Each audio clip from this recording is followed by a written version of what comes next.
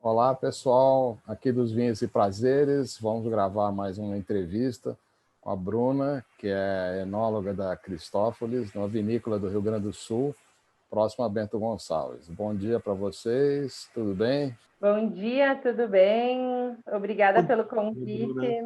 Você pode contar para a gente como é que começou a vinícola, um pouquinho da história de vocês?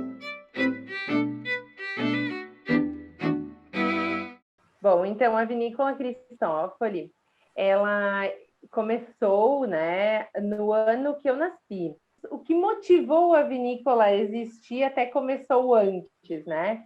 Mas eu nasci em 1986 e os meus pais, né, meu pai e meu tio, que são os dois sócios aqui da empresa, eles sempre foram viticultores, produziam uvas e vinhos para eles consumirem, né, com as uvas da família. E vendiam essas uvas para outras vinícolas. Até que, nesse ano, 86, eles começaram a ter, assim, dificuldades de vender as uvas. Eles tinham e as vinícolas não queriam receber. Era uma época em que tinham poucas empresas, tá, no nosso setor, e elas mandavam no mercado. Era uma época da hiperinflação também. Então, né, eles tipo tinham que entregavam a uva e depois o pessoal tinha que pagar a uva à vista, né? Porque no dia seguinte o preço já era outro. Se não pagasse a uva na hora, tinha que pagar juros. E algumas empresas se negavam a pagar esses juros. E eles eram meio rebeldes, assim, reclamavam muito. E aí foi que não queriam mais as uvas deles. A solução foi fazer vinhos. E eles começaram, então, nesse espaço aqui onde eu estou, vocês veem aqui atrás, é basalto, essa pintado de branco aqui, era cal que eles usavam para pintar uma vez. Então, eu estou no espaço que é a nossa loja de vinhos, que era a casa da minha avó, né? Mas aqui no porão foi onde a gente começou a fazer os nossos vinhos, em pipas de grápia, que é uma madeira aqui local, né? Então, eles faziam os vinhos e aí vendiam aqui na região, assim, informalmente, em garrafões. Eles faziam só vinhos de mesa, tá? O negócio foi crescendo até que em 1998 eles formalizaram a empresa e passaram a vender os vinhos com a marca nossa, que é Cristófoli, que é o sobrenome da nossa família. Até o início da década de 80, a nossa família tinha nos vinhedos somente uvas finas italianas, como Sangiovese, Moscato, Barbera, Bonarda, Peverella, Canaiolo. E aí eles tinham essas uvas. A vitivinicultura aqui do Brasil acabou mudando. Eram vinhedos antigos que começaram a entrar em declínio, eram outros métodos de cultivo, de seleção de plantas. E também a gente entrou numa fase, assim, o Brasil todo, privilegiando mais quantidade, essas variedades mais rústicas de volume, em detrimento de outras variedades mais finas. E a gente sofre, de certa maneira, né, o Brasil todo, até hoje, com um preconceito, assim, muitas vezes na cabeça de umas pessoas, em função dessa fase. E, enfim, essas uvas, como Sangiovese, Moscato e tal, foram cortados dos nossos vinhedos, a gente plantou uvas americanas e híbridas. Enfim, a nossa empresa surgiu nessa época, ali na década de 80. Em 1998, ela foi formalizada. Eu fui estudar enologia no ano de 2001. Me formei no curso técnico em enologia e aí vim trabalhar aqui na empresa da família. Depois eu fiz o curso superior de enologia. Mas hoje, né, eu não sou a única enóloga daqui. O meu irmão, o Lorenzo, também estudou enologia e a minha prima, Letícia, também fez esse curso. Então, hoje nós somos em 13 e a gente se divide aqui nas atividades da vinícola. E aí, seguindo com a nossa linha do tempo, né, em 1998 a empresa foi formalizada e aí, depois do ano 2000, é que nós voltamos a fazer vinhos finos. Então, a gente começou com o Cabernet, o Moscato e o Trebbiano. O Trebbiano saiu de linha e permaneceu o Moscato e o Cabernet. Aí entrou o Merlot, o Sangiovese, o Chardonnay. Aí depois a gente começou a fazer o Rosé de Sangiovese, que é esse que eu estou fazendo, que eu estou bebendo aqui, tá? Fomos ver, dentro da nossa história, quais eram as uvas que tinham a ver com a nossa origem. Porque, né, são uvas internacionais, Cabernet, Merlot, né? A gente vê em todos os países europeus tem, mesmo que elas sejam oriundas da França, né? E no Novo Mundo também. Mas aí a gente viu, não, a nossa origem é italiana, nós temos essas uvas no nosso DNA, a gente teve elas por muitos anos nos vinhedos, nós sabemos em qual vinhedo cada variedade se adapta melhor. E aí nós começamos a replantar vinhedos. Então a gente tem o nosso vinhedo agora, então um vinhedo em espaldeira, né? Tudo, vamos dizer assim, como deve ser, né? Então nós temos o Sangiovese, que a gente faz um vinho tinto e faz o vinho rosé. Nós temos também o Chardonnay, que aí não é uma uva de origem italiana, né? E nós temos o Moscato, que vai entrar em produção. Então, hoje são essas as uvas finas que nós temos produção. A gente compra uvas de famílias aqui da nossa região, as quais nós acompanhamos, visitamos, sabemos exatamente qual vinhedo vai para cada vinho. Então, agora, né, nós temos um trabalho bem já consistente de mais de 10 anos com relação ao enoturismo, a experiências que a gente oferece para clientes, e o nosso portfólio um pouquinho por ano está crescendo. A uva Moscato, ela é uma uva muito bem adaptada aqui à Serra Gaúcha. Só que, como vocês imaginam, né, as uvas tintas são sempre as mais famosas, né? Então, a gente faz espumante moscatel, que é aquele elaborado pelo método Asti, né? Mas aqui na nossa região as pessoas bebem muito vinho moscato seco, como um vinho tranquilo, né? Como um vinho sem gás. Então ele é um vinho muito aromático no nariz, na boca é um vinho bem ligeiro, bem fresco, e eu brinco, né, que vender vinho moscato para o Brasil é uma evangelização, tá? Você tem que explicar, as pessoas pedem, mas esse vinho é doce? Não quero. Aí eu digo, não, é um vinho seco. Prove que você vai gostar.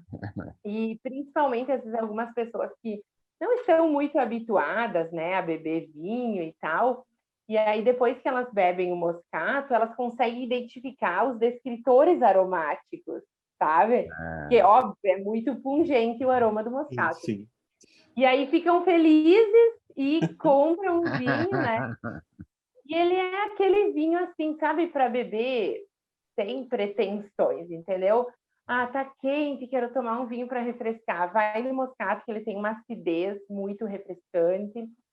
E o Moscato de Alexandria, no nariz, não é um vinho super... Sabe, às vezes tem umas variedades moscatéis, tipo o Moscato Diallo e tal, que ele é enjoado, sabe? Assim, sim, ele é um vinho delicado, óbvio que tu vai sentir aqueles aromas terpênicos, né, que dão a característica da uva, mas não é enjoado, é um vinho bem gostoso de beber. É uma uva, assim, pela característica dela, ela também se adapta muito bem a fazer vinhos de sobremesa, né?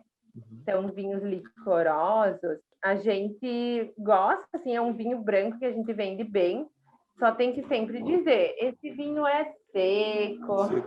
Qual que é a uva principal que vocês têm? Assim, olha, um dos vinhos brancos de maior volume é o Moscato mesmo, tá? Porque a gente vende bem aqui. E aí, eu diria assim que o Sangiovese é uma uva que chama bastante atenção, tá? A gente vende bem, assim, que a gente dá assim bastante foco porque é uma uva diferente, né?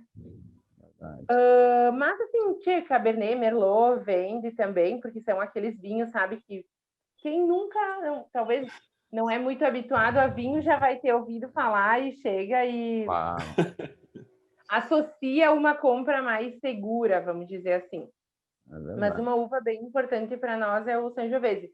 Tanto que nós fazemos 2 vinhos com ele, que é o tinto, que é o tinto mais leve que nós temos. Ele é, vamos dizer assim, como um gamay, um pinot, assim, não passa por barrica. Mas eu digo no gamay no sentido de vinho mais leve, assim. Tá. Mas a gente já fez uma experiência com maceração carbônica, tá? Já fizemos. E a gente achou que ele ficou leve demais. E aí a gente faz o vinho rosé, que é esse aqui que eu estou bebendo, tá? E aí a gente colhe a uva no vinhedo mais cedo, que é a uva tinta, então dias antes. Claro. 7 a 10 dias antes, a gente colhe a uva. E aí inicia a prensagem, faz uma prensagem lenta, ele tem a extração da cor. Só aqui acontece dentro da prensa pneumática, tá? Então ele fica com essa corzinha assim, tipo casca de cebola.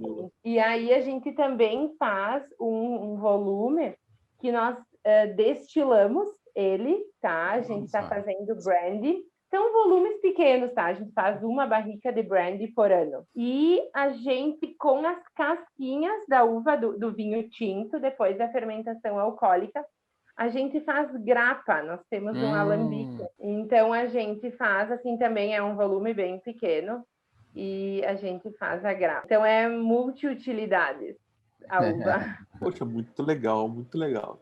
Eu fico muito contente, Bruna, porque, primeiro que você é uma mulher à frente de uma vinícola. Então, isso, eu que sou pai de menina, eu fico muito contente. Você é uma das grandes enólogas que está jovens que estão despontando aí no cenário nacional. Então, parabéns. E me conta um pouco, assim, como é que é gerir um negócio de família? Como é que seu pai e seu tio colocaram na sua mão, na mão do seu irmão e sua prima? Foi difícil isso, essa transição? Assim, os meus pais, né, o meu tio, aí, enfim, o pai da Letícia também, sempre cobraram muito que a gente de trabalhar, né? De ajudar. Não tinha essa coisa de me paga que eu vou. Vai porque tem que ir, né? E é a tua obrigação. Então a gente se criou aqui, né? Fazendo pequenos servicinhos, assim, quando a gente era mais jovem, né? Olha, tinha que ajudar a limpar os tanques, né, as pipas, assim, por dentro. E à medida que a gente foi crescendo e estudando, nós mesmos começamos a ver as demandas que a empresa da nossa família tinha, né? Porque o meu pai e meu tio, como eu disse, eles são 2 viticultores, eles não estudaram administração de empresas, não tinham alguns conhecimentos que hoje em dia são importantes para qualquer empresa, né? Então, a minha mãe fez contabilidade, mas, né, minha mãe também ajudava aqui, dona de casa, e aí também não tinha como ficar aí o dia inteiro. E aí eu comecei a ver, assim que eu me formei, que a gente precisava melhorar os nossos rótulos. A gente também tinha que cuidar coisas assim, tipo, meu pai e meu tio, todo mundo que pedia para comprar, eles vendiam. Eles vendiam, só que receber é diferente de vender, né? Então, a gente começou a ter problemas, assim, de inadimplência. E aí, aos poucos, tipo, a necessidade foi nos colocando em cada lugar que a gente ocupa hoje. Então, obviamente que no começo, nós tivemos, assim, choques de gerações, né? Então, eu queria fazer as coisas de um jeito, queria mexer do vinho de uma maneira, ou mesmo até coisa assim, a limpeza da vinícola, coisas assim. E às vezes, o meu pai, assim, me desacatava na frente dos funcionários, né? Dizia, não é. Então, a gente teve, assim, alguns estresses. Mas o que eu acho que os pais sempre querem saber é se a gente vai dar conta do recado, né? Claro. Se a gente vai estar ali cedo de manhã, né? Se a gente vai estar acompanhando o trabalho para que eles possam estar tranquilos, né, de deixar na nossa mão. E eu acho que isso aconteceu, eles começaram a ver que, pô, a gente né, estava melhorando os produtos, estava vendendo mais. Cada um de nós também, assim, no lugar que ocupa hoje, né? Eu hoje estou mais ligada à parte administrativa até da vinícola, né? Porque precisava, assim, de alguém ali. E aí, óbvio, que tudo que a gente vai fazer, vamos fazer um vinho diferente, vamos usar o vinho tal, vamos passar por carvalho. Aí a gente sempre decide isso juntos, né? Os três. Vamos degustar para ver como é que está a evolução dos vinhos, né? A gente faz isso juntos. O Lorenzo, eu tenho 34 anos, né? O Lorenzo tem 25 anos, que é meu irmão. Aí ele cuida da vinificação, então é ele que tá ali no dia a dia, né? Engarrafa vinho, movimenta os vinhos. E a Letícia, que tem 23, ela que fica aqui na loja, no atendimento aos clientes, né? Assim, quem vem nos visitar, né? Então, é ela que cuida disso. E eu acho que, assim, cada um de nós, sabe, dá um pouquinho da sua cara para a empresa, se sente parte, né? E eu acho que os nossos pais, agora, com o passar do tempo, assim, estão tranquilos, estão vendo que as coisas estão funcionando, caminhando, né? É a maior alegria para eles, né? Mas ver a mesma paixão que segue com vocês.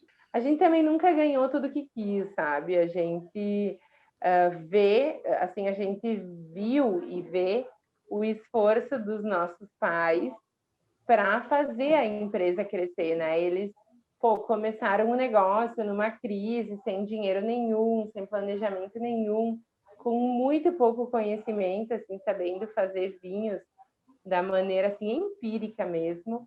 Óbvio que eram outras épocas, né? Diferente de hoje, mas a gente estava assim, tá na obrigação de fazer as coisas irem bem, porque a gente aprendeu muito, né? Estudou, diz que a quem mais é dado, mais será cobrado, né?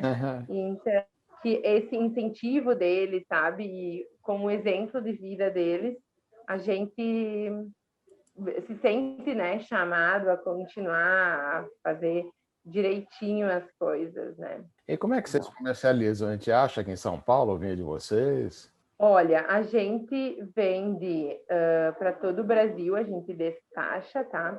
Nós temos a nossa loja online, né? Então dá para comprar pelo nosso site, a gente despacha.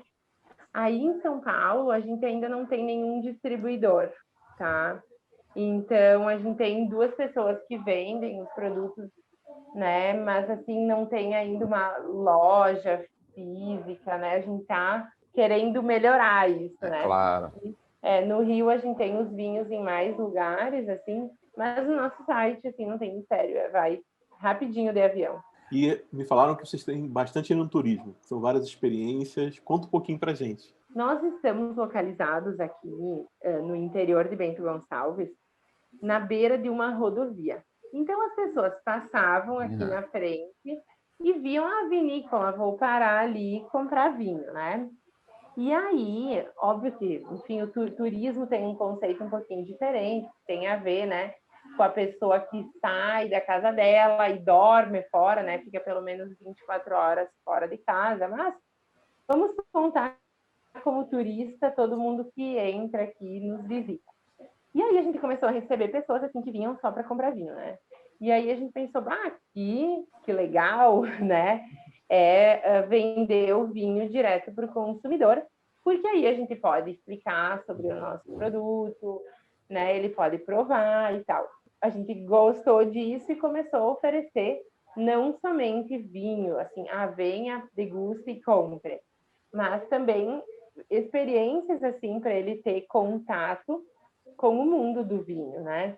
Então a gente faz piqueniques no nosso parreiral, nós fazemos durante a vindima, né, experiências para quem quiser fazer aquela pisa das uvas à moda antiga. A gente também faz assim passeios pelos parreirais, então a borda assim, tem um reboque que o trator vai puxando, a gente vai pelo meio do parreiral.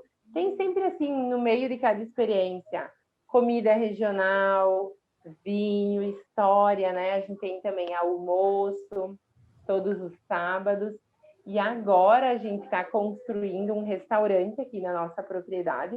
Então, eu acredito que aí no primeiro trimestre, né? A pisa é só uma experiência, vocês não pisam uva. Como eu disse, né? É pisa das uvas à moda antiga. Então, para quem, né? É só para quem quer sujar o pé. Então, para quem quiser vir e fazer essa brincadeira, vamos dizer assim, essa festa, né? A gente tem essa opção. Mas os nossos vinhos são todos prensados. Todos, ou é prensa, né? Vinho branco e tal, ou é desengaçado mesmo na máquina. Claro. Né? É muito bonita a história do vinho, né? Ela é milenar. E o gosto pela história, ele também se une ao vinho, né? Então, a gente também tem séculos, né, de tradição e tal. Então a confraria, a família Cristófoli, ela surgiu assim, era já o ano passado, a gente queria, né, criar alguma coisa assim para ter uma linha direta com os nossos clientes, né? Mas, sabe, tá tudo muito bem, turismo e tal. E aí, em março, ainda em fevereiro, a gente começou uma negociação, até com uma consultoria ali na área comercial, para nos ajudar. E aí veio a pandemia, né? Tipo, pegou a gente, atropelou literalmente, né? E aí a gente lançou, assim, em março, a confraria Família Cristófoli. E aí, o que é? Muito simples, tá? É uma lista de transmissão pelo WhatsApp. A gente envia conteúdo para as pessoas somente 2 vezes por mês. Uma vez é alguma promoção, né? Alguma opção, assim, de vinhos. E o outro envio é de algum conteúdo, assim, enológico, né? Algum conteúdo técnico, autoral, da vinícola não somente, assim, do mundo do vinho, coisa sobre enologia. E aí, mas é um conteúdo que se alguém... eu não estudei enologia. Não tem problema, você vai entender. É feito para as pessoas entenderem, tá? E aí, dentro nesse canal, vamos dizer assim, que a gente também tem vinhos diferentes que não estão disponíveis na nossa loja, nem na nossa loja virtual, que a gente disponibiliza lá. Então, a gente faz, assim, microvinificações, né, durante a vindima. Legal. E aí, agora, durante o ano, a gente disponibiliza. A gente também tem, por exemplo, lançamentos, assim, em avant-première, né, que nós disponibilizamos sempre antes ali para quem está na confraria. E aí, para se cadastrar, para receber, é só mandar uma mensagem para o número de WhatsApp da confraria, e aí é só mandar uma mensagem com o nome e a cidade, solicitando a entrada na confraria, e tem que ter o número salvo na agenda do telefone, porque senão você, né, não vai receber. E o dia que não quiser mais participar da confraria, a gente é só escrever lá, descadastrar, nós retiramos o nome da lista. Não precisa dar nenhuma justificativa. Então, não é um clube por assinatura, nada disso. Claro. É um canal de comunicação da vinícola com os nossos clientes. A gente está melhorando, assim, um pouquinho por mês também, né? Tudo que a gente envia, né? E quando a gente envia algum vinho diferente, né? Ou, por exemplo, a gente vai lançar um espumante champenoise, então a gente disponibilizou o espumante champenoise Surly para quem está na confraria, né? Ou, por exemplo, o Taná é um vinho que a gente não tem de linha, a gente usa ele no corte para fazer o nosso vinho chamado Instinto, a gente tem para confraria. E quando a gente tem nessa opção um vinho diferente, a gente sempre faz uma masterclass com os clientes depois, ou nós fazemos um talk, que a gente chama um talk online pelo Google Meet, onde a gente, então, a gente marca esse encontro, né? E aí é uma noite que a gente fala sobre o produto, ou faz mesmo, por exemplo, a gente tinha 2 vinhos iguais que tiveram envelhecimentos diferentes, né? O Merlot que envelheceu na garrafa e o Merlot que envelheceu na barrica. E a gente fez uma aula só sobre envelhecimento de vinhos, né? Legal. Então a gente tem o nosso objetivo não é somente vender, mas é também ir informando, educando, né, os nossos clientes. E qual é a área plantada que vocês têm? Hoje a gente tem mais ou menos 10 hectares de vinhedos entre uvas finas e uvas americanas. E a gente está aos pouquinhos substituindo os vinhedos, né, de uvas americanas por vinhedos de uvas finas. A gente tem uma área lá de uva Isabel que a gente não deverá mexer, que é um vinhedo que tem, assim, perto de 100 anos, tá? Nossa. Então, aquele lá vai ficar história, A gente não vai mexer naquele vinhedo lá, porque é bem bonito, a gente faz um passeio, a gente até passa com as pessoas por lá para verem as videiras. E a espaldeira também? Não, esse vinhedo é latado. Os vinhedos novos de uvas finas são espaldeira. E quantas garrafas eles produzem por ano, mais ou menos? Olha, nós produzimos de vinhos finos, tá? Mais ou menos 20 mil litros, e vinhos de mesa uns 80 mil litros. Só que a gente, o grande volume das nossas uvas americanas, a gente vende, assim, 99% a gente vende para uma outra vinícola, a gente não usa mais elas para fazer vinhos. Porque são umas uvas híbridas e tal, e a gente acho que aqueles vinhos não evoluem tão bem quanto a gente gostaria. Então a gente acaba não usando essas uvas aí. Bruna, muito legal. Obrigado pelo seu tempo, obrigado por compartilhar aqui com a gente, por contar um pouco da história da Cristófoli. Muito legal saber que tem vinhos bacanas, que tem no turismo, que tem agora coisas exclusivas para quem participa da confraria. Isso é muito bacana. Espero ver você aqui no canal mais vezes. A gente consiga ter mais outros papos Eu fico muito feliz com o convite, né? E a oportunidade de falar sobre o que a gente faz, né? Que é os nossos vinhos, né? Isso é um pouquinho da nossa vida também. E a gente está sempre à disposição, né? E nós também, além de agradecer a oportunidade, também acho que é legal esse trabalho de disseminação do vinho, né? Claro. E quanto mais pessoas beberem vinho, e beberem vinho assim com consciência do que elas estão fazendo, melhor é para todo mundo, né? Melhor é para o vinho brasileiro, para todo mundo, né? Tem lugar, tem espaço para todos os produtores, né? A gente vê que aqui no Brasil as pessoas ainda bebem muito pouco vinho, então se cada um beber um copinho a mais, né? Vai faltar vinho, né? Vai faltar. É isso que a gente está tentando fazer com Vinhos e Prazeres, é mostrar um pouco do mundo do vinho e principalmente o vinho nacional também. Tem muitos vinhos bons pelo mundo, tem excelentes vinhos pelo mundo, mas temos excelentes vinhos aqui também.